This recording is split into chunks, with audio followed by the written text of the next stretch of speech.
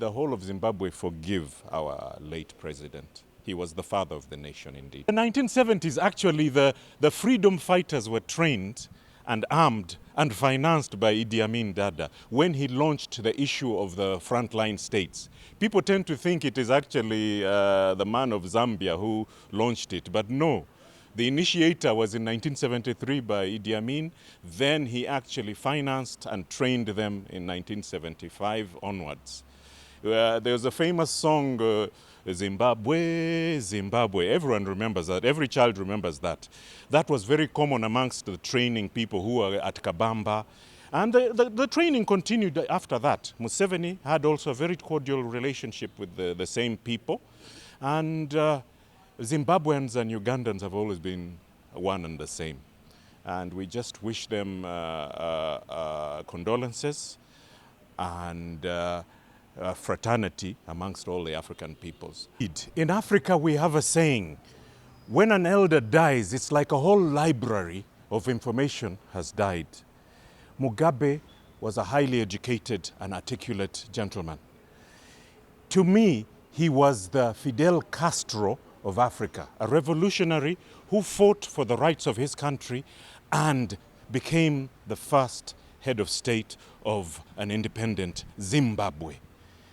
We, with solemn feelings in our heart, send condolences to the people of Zimbabwe and to the family of Robert Mugabe. Please, for whatever reasons and hurt that the country went through, with all the embargoes and the problems that were affecting Zimbabwe, let the country now think about national reconciliation. Yeah? Let the Shona and Ndebele learn to live even with the settlers and find a new way of thinking. But we ask God to rest his soul in eternal peace. And actually, he struggled to get Zimbabwe independent, especially from white Zimbabwean like Ian Smith.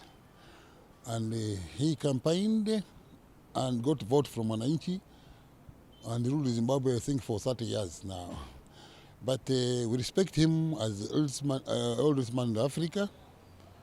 And also, although he was removed by coup by his own army and by his own vice president, I think, but he accepted. He accepted, and the new government now is running Zimbabwe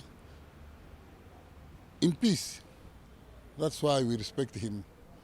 He could not deny new government to run the country when he was still there. Going to organize with the king.